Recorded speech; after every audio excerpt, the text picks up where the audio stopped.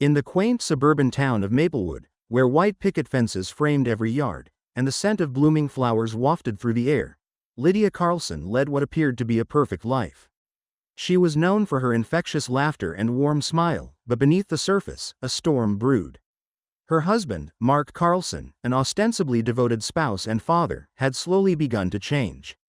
Long hours at work, late-night phone calls, and unexplained absences became part of their routine.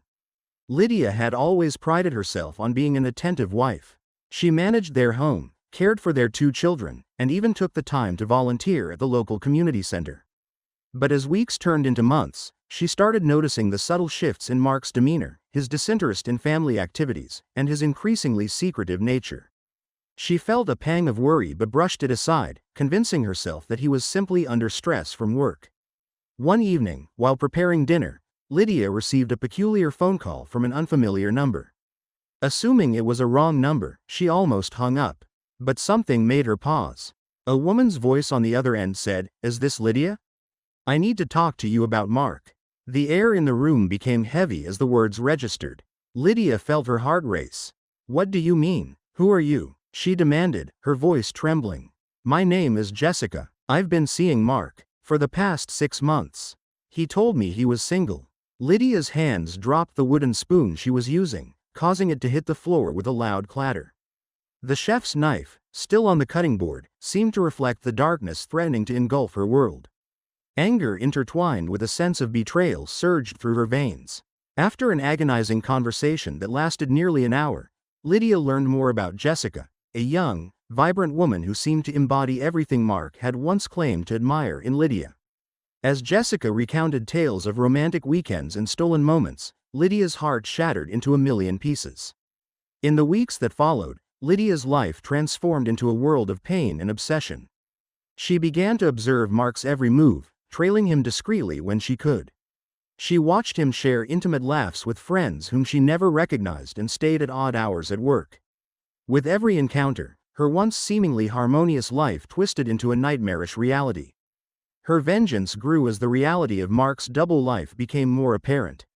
She became fixated on revenge, crawling deeper into the dark recesses of her mind, pondering the many ways to confront the man who shattered her life. How could he betray her so callously?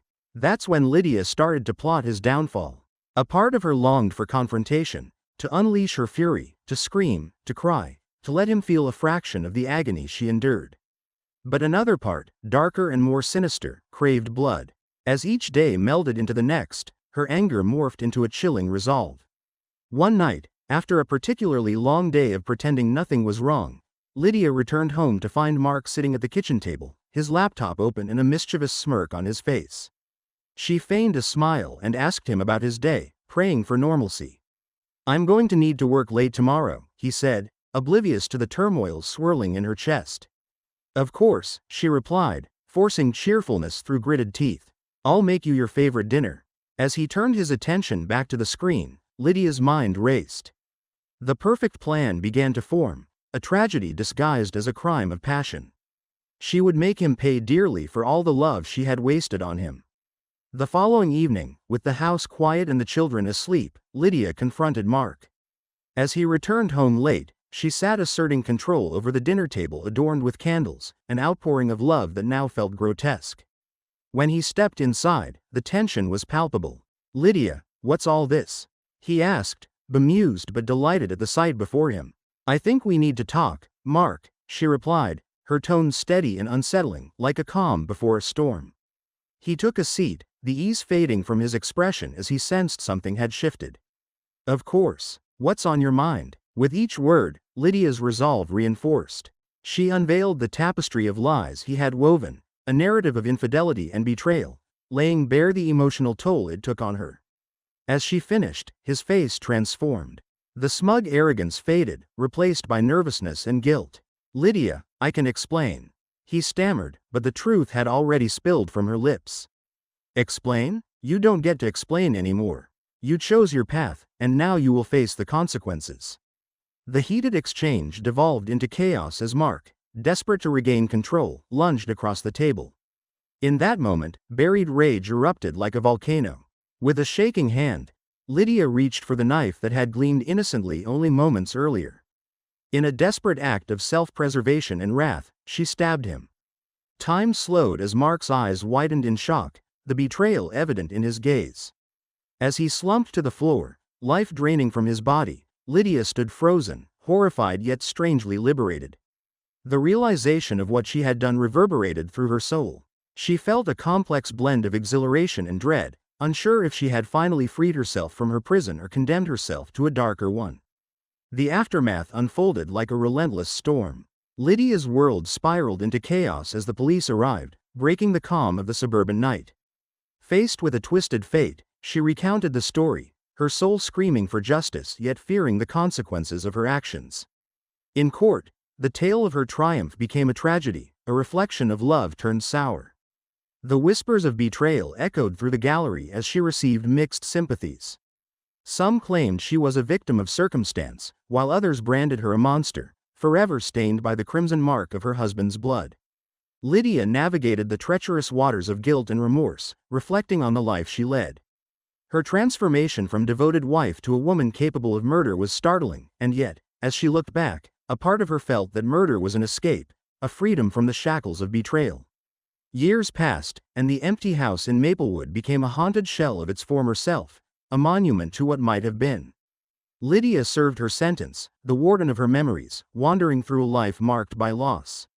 In the prison of her own making, she bore the consequences of her actions, but she also carried the weight of her husband's deception.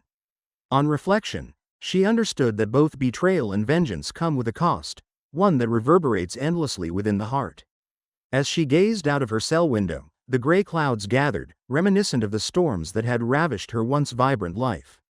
While the shadows of betrayal lurked eternally behind her, Lydia resolved to rise from the ashes of despair, embracing the painful truth that sometimes even love can become twisted into something irretrievably dark.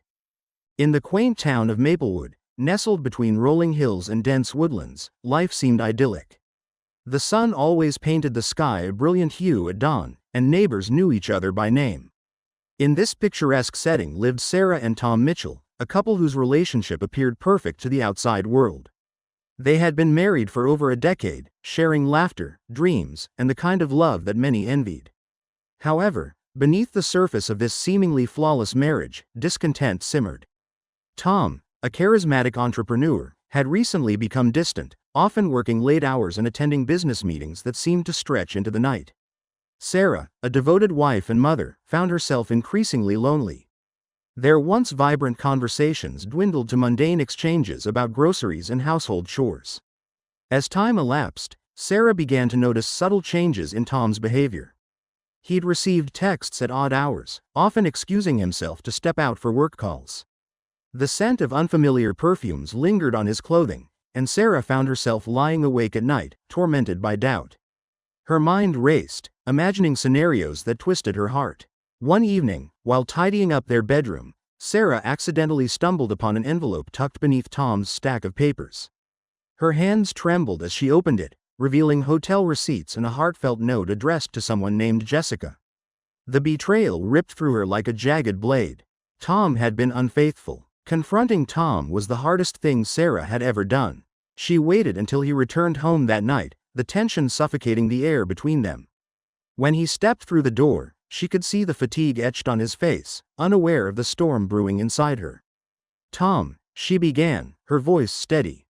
"We need to talk." His expression shifted, a flicker of concern crossing his features. As Sarah laid out the evidence, she watched as the color drained from his face. He stammered, fumbling for words, but the truth was undeniable. "Honey, it was just a mistake. I didn't mean to hurt you," he pleaded, each word a dagger in her heart. But to Sarah, it was too late. The love she once had for him twisted into a dark haze of anger and betrayal. With every word he spoke, she felt herself slipping further away from the man she once adored. Days turned into weeks, and the atmosphere of their home transformed. Once filled with laughter, it felt cold and hostile. Sarah started to plot. The idea of revenge took root in her mind, wrapping around her thoughts until it dominated her every waking moment. Sarah immersed herself in meticulous planning. Her job as a veterinary technician provided her with a unique opportunity to access drugs that could induce a heart attack, all while making it appear like a natural occurrence. She spent hours concocting her strategy, how to execute the perfect crime without raising suspicion. Her chance came one fateful evening when Tom returned home, distracted by a phone call from Jessica. Sarah watched from a distance as he laughed, his carefree demeanor igniting a fire inside her. When he hung up, he entered the kitchen, oblivious to the storm brewing in Sarah's heart. "Tom, do you want some wine?" she asked sweetly, her voice masking the turmoil beneath. "Sure, sounds great," he replied, flashing his charming smile, the same smile she had once fallen for. As she poured the wine, she felt a deep sense of satisfaction knowing that tonight would be the night everything changed. After a romantic dinner, Sarah suggested they celebrate with a glass of wine. She discreetly added the lethal mixture to Tom's glass, her pulse racing with anticipation. They clinked their glasses, and the tension hung heavy in the air as they toasted to better days ahead. Little did Tom know, he was drinking his last toast. As the evening progressed, Tom began to show signs of discomfort. He winced and placed a hand on his chest, but Sarah feigned concern, all the while pushing her emotions deeper into a well of darkness. Moments later, he collapsed, and panic surged through Sarah. She rushed to him, dialed 911, and cried for help, her voice filled with feigned desperation. When the paramedics arrived, they found Tom unresponsive. In the chaotic aftermath, Sarah wept, her tears a facade for the darkness lurking within. As the ambulance doors closed, she stood outside, absorbed in her thoughts. All the pain, all the betrayal, had culminated in this moment, and the weight of her actions began to settle within her. The investigation that followed was thorough. In a small town like Maplewood, everyone knew each other, and rumors spread like wildfire. Sarah played the grieving widow, accepting condolences while hiding her dark secret.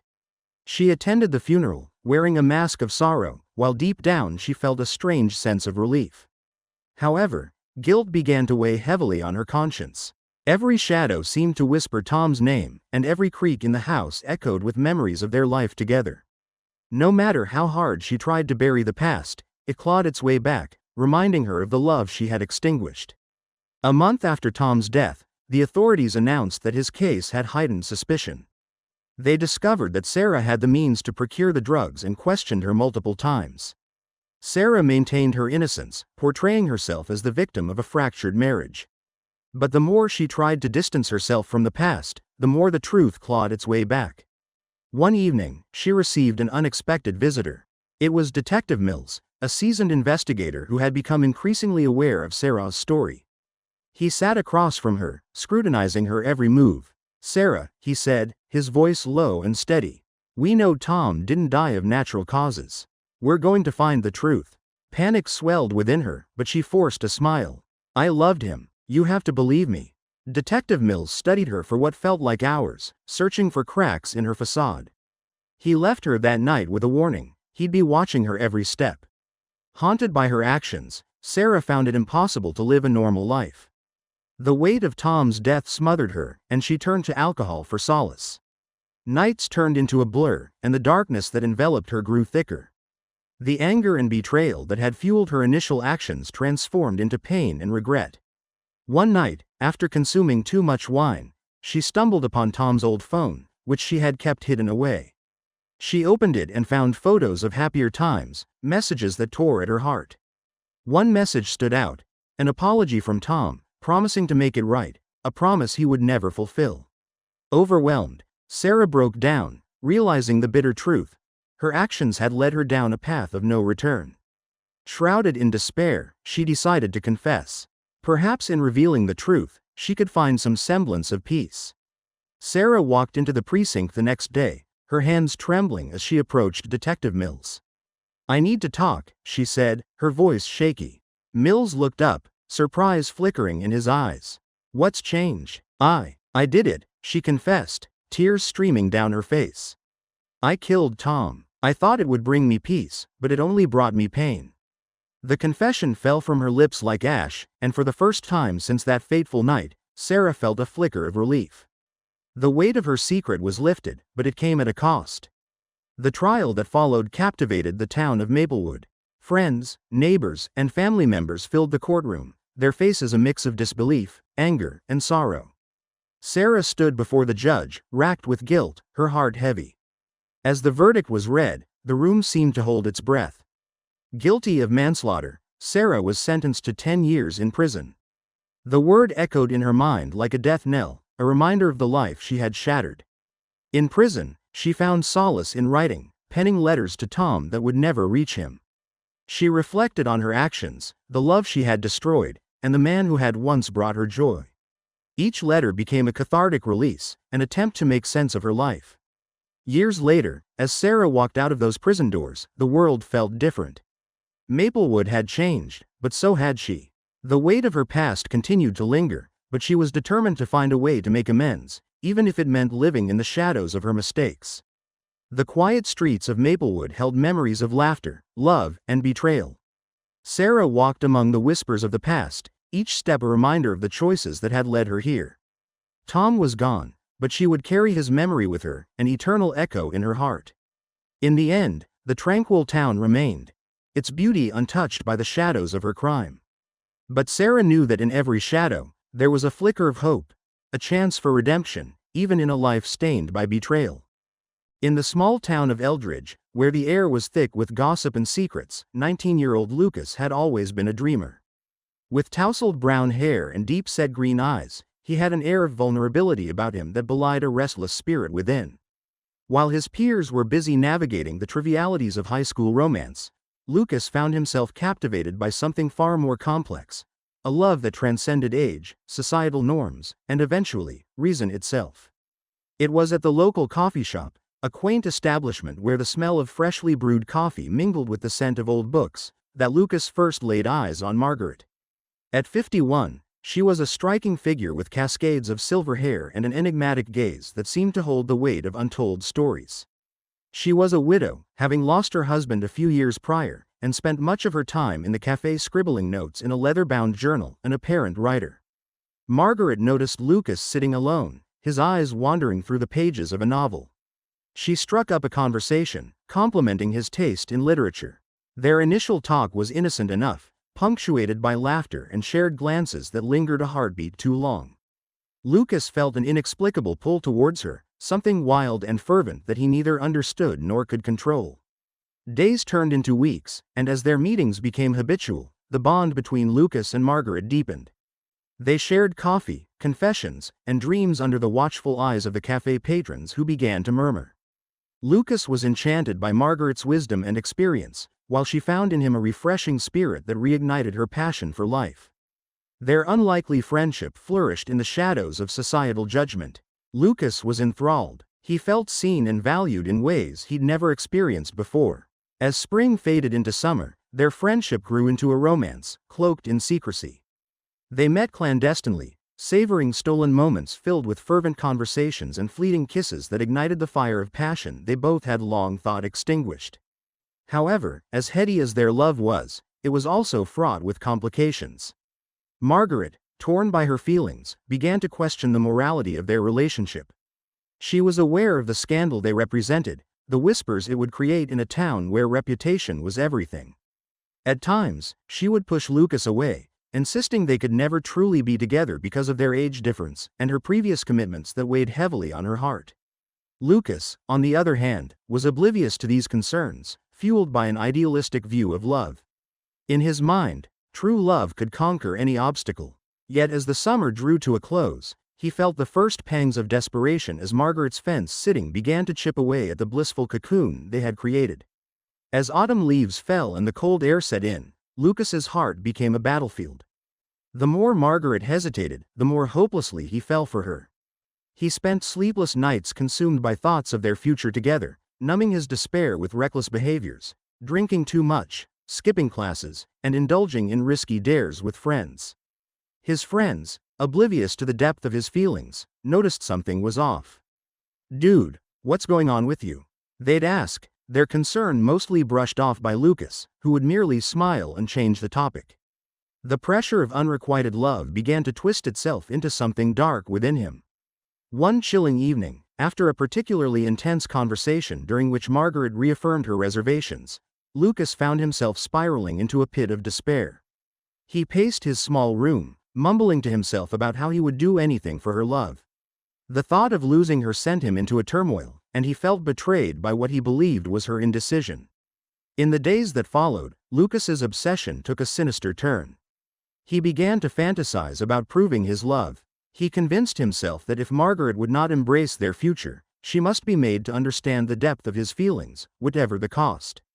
One fateful night, emboldened by a mixture of fury and heartache, Lucas confronted Margaret at her home.